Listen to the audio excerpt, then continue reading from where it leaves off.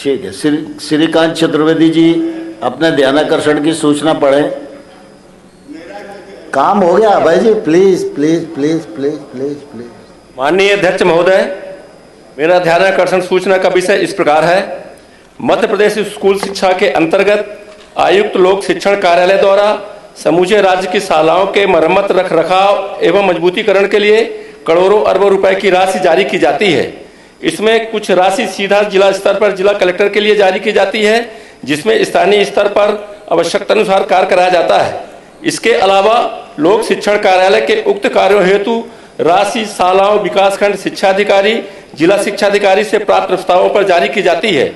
ऐसी राशियों को जारी करने को लेकर के इनके निराकरण एवं संगठित रूप से आर्थिक अपराध की तरह कार्य किया जा रहा है। इसमें फील्ड स्तर पर कोई काम नहीं किया जा रहा है, केवल खाना पूर्ति करके पूरी राशि अधिकारियों और आयुक्त लोक शिक्षण कार्यालय द्वारा अघोषित रूप से तय ठेकेदार फर्मों के माध्यम से बांट दी जाती है।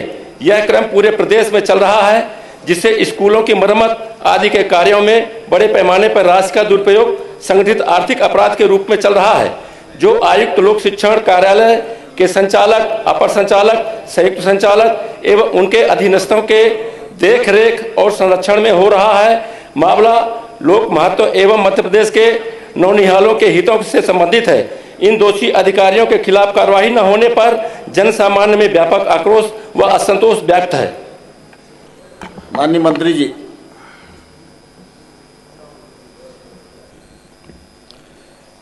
विभाग में प्रत्येक जिले में बड़ी संख्या में शासकीय स्कूलों के भवन हैं, जिनमें रखरखाव की निरंतर आवश्यकता होती है।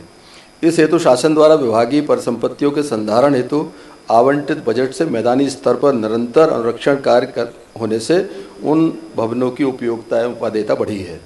विभागीय परिसंपत्तियों के संधारण हेतु आवंटित बजट से शासकीय शालाओं मरम्मत हेतु संचालनालय द्वारा नियमानुसार यूडाइज डेटा एवं मांग के आधार पर आहरण एवं संवितरण अधिकारी को आवंटन जारी किया जाता है। वित्तीय वर्ष 25-26 में अप्रैल 25 में वर्षा काल के पूर्व स्कूलों के रखरखाव प्रमुख रूप से जैसे छत मरम्मत, शौचालय मरम्मत, पेयजल व्यवस्था, विद्युत व्यवस्था के अनुरक्षण हेतु राशि प्रारंभिक रूप से जहां स्कूलों की संख्या कम है वहां 25 लाख रुपए प्रति जिला, और जहां पर स्कूलों की संख्या अधिक है वहाँ 50 लाख रुपए प्रति जिला के हिसाब से आवंटन किया गया है। साथ ही विशिष्ट विद्यालयों जैसे मॉडल स्कूल हैं, एक्सीलेंस हैं, बालिका छात्रावास हैं, यहाँ पर भी सामान्य मरम्मत हेतु राशि जारी की गई। द्वितीय चरण में संभागीय संयुक्त संचालक, जिला शिक्षाधिकारी, विकासखंड शिक्षाधिकारियों तथा प्राचार्यों से समय समय पर प्राप्त मांग के आधार पर आवंटन जारी किया गया है। जारी आवंटन आदेश व मरम्मत कार्य हेतु अपनाई जाने वाली प्रक्रिया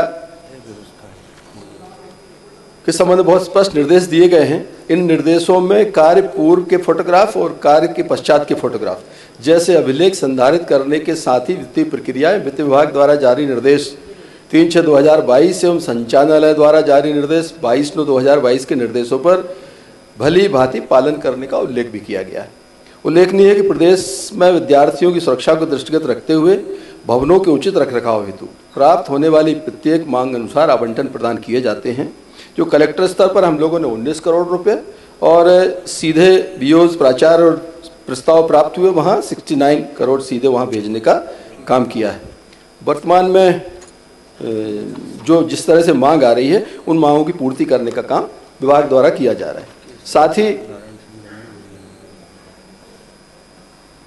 जो जैसा माननीय सदस्य ने कहा कि जो एक संगति उनके क्षेत्र की उजागर हुई थी उसमें संबंधित के खिलाफ FIR आदि दर्ज करने का वसूली की प्रक्रिया भी प्रक्रियाधीन है। श्रीकांत जी पूरक प्रश्न करें।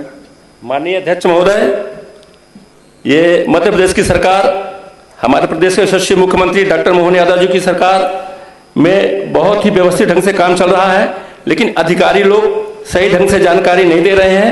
मैं अपने जिले की बात बताना चाहूँगा। मैहर जिले के रामनगर ब्लॉक में 22 लोगों के खिलाफ FIR दर्ज हुई। ये दर्शाता है कि ऊपर से बहुत बड़ी तरीके से अनियमितता हुई है और इसमें लाखों ननिहालों की भविष्य का सवाल है। हमारी सरकार यहाँ से रखरखाव के लिए, पुताई के लिए, बाउंड्री वॉल के लिए और शौचालय की मरम्मत के लिए, स्कूल की मरम्मत के लिए पैसा देती है, लेकिन यहाँ के जो संचालक और संचालक हैं वो अपने निजी ठेकेदारों के द्वारा रामनगर में मैहर, विदिशा और भोपाल के ठेकेदार जाकर के वहां काम कर रहे हैं। ये स्पष्ट है कि इसमें बहुत लंबी तरह से घोटाला हुआ है और मैं मंत्री जी से निवेदन करना चाहता हूं कि ऐसे भ्रष्ट अधिकारियों को सदन में सस्पेंड करने के लिए घोषणा करें। माननीय मंत्री जी। माननीय अध्यक्ष जी, जैसा मैंने पूर्व में भी आपके माध्यम से माननीय सदस्य को बताया कि मैहर जिले में इस तरह की विसंगति पाए जाने पर कलेक्टर द्वारा जांच कराई गई और 17 कर्मचारी और अधिकारी, जिसमें का देवरा जननगर के व्याख्याता से लेकर और विनोद कुमार पटेल जो सांदीपनि स्कूल में भ्रष्ट है तक 17 लोगों पर एफआईआर की कार्रवाई की गई है। और जिन ठेकेदारों के द्वारा काम नहीं किया गया और फर्जी बिल लगाकर भुगतान हुए हैं उनके खिलाफ भी कार्रवाई होगी, आरआरसी जारी होगी और जो वैधानिक रूप से नियम संगत है उसमें सख्त से सख्त कार्रवाई करेंगे। किसी किस्म की कार्रवाई में कोताही नहीं बरती जाएगी। आपके माध्यम से माननीय सदस्य को अवगत कराना चाहता हूँ। दूसरा पूरक प्रश्न करें श्रीकांत जी। माननीय अध्यक्ष महोदय, जैसा कि मंत्री जी ने स्वीकार किया, यही तो मैं बोल रहा हूं कि जब एक ब्लॉक में ऐसा हुआ है तो मध्य प्रदेश के सारे ब्लॉकों में ये सारा जो माफिया है वो भोपाल पे से संचालित कर रहा है और एक ब्लॉक में जब 4 करोड़ का घोटाला हुआ है तो पूरे मध्य प्रदेश में उसी स्थिति पे किस लेवल पे घोटाला हुआ है, इसलिए इसकी जांच कराई जाए और ये जांच तभी संभव है जब इन अधिकारियों को पहले सस्पेंड किया जाए। माननीय मंत्री जी। अध्यक्ष महोदय, मैंने पूर्व में भी आपसे आग्रह किया कि प्रथम दृष्टया जहां दोषी पाए गए हैं उनके खिलाफ कार्रवाई हुई है, एफआईआर की गई है और चूंकि ये विषय बहुत गंभीर है, इस तरह की शिकायत मिलना, मैं स्वयं भी इससे काफ़ी विचलित हुआ हूँ।